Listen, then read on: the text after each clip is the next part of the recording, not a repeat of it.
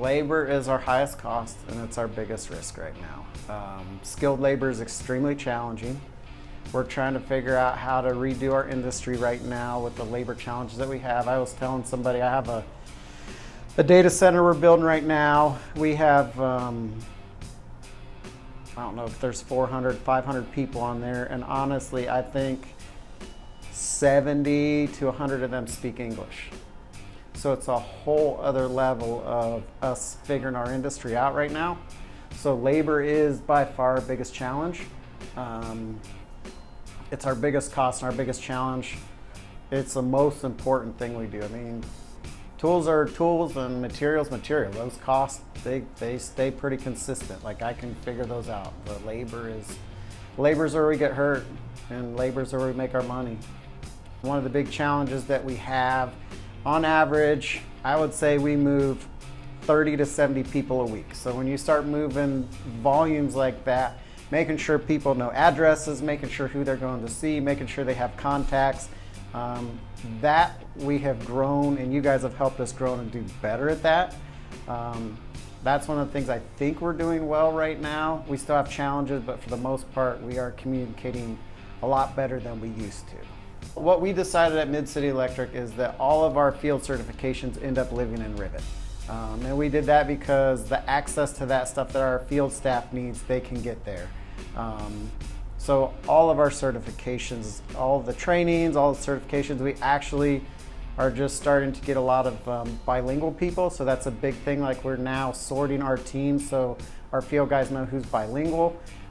Those are one of the tags that we use. So it all lives in RIVET. It gets more and more powerful every day. All of our safety trainings, anything that a field person would need lives in that environment. All of our safety training, all of our CPR, a lot of our trainings that are required for our drug testing programs, drug testing certifications, specific job certifications. A lot of times we got to have specific accesses while we get on the jobs.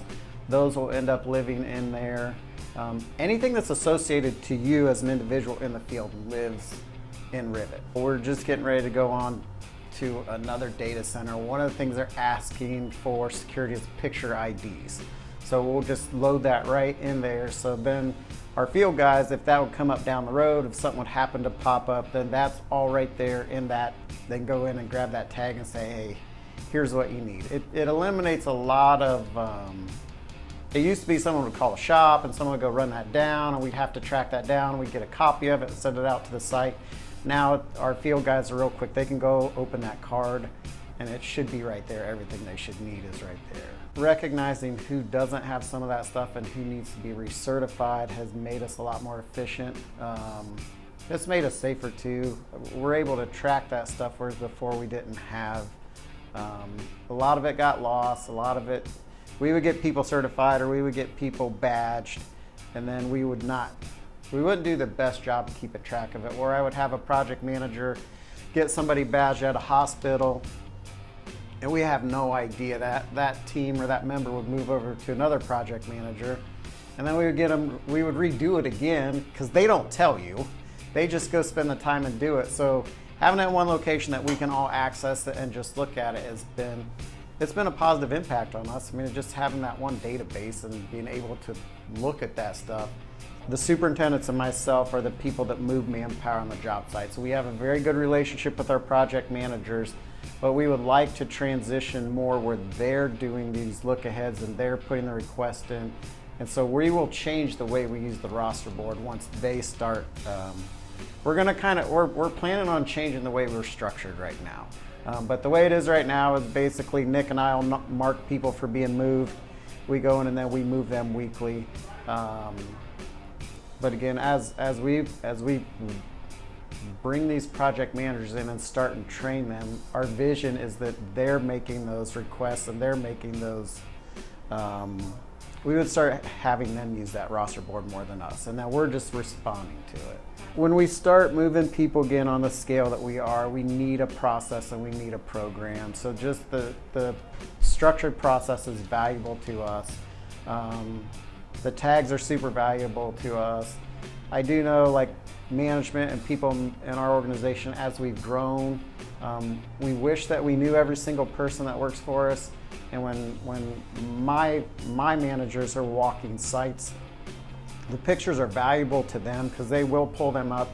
They do want to recognize you when they go out there. You know, as hard as it is, we still want to keep a very family touch to what we do. We've grown to the point that that's very challenging, but before we do go out to job sites, they'll pull that up and look at pictures and review who's out there, and then specifically try to find somebody and talk to them. So that, I think, is a huge value with us trying to stay to our core values or our roots. So that to me is one of the big things.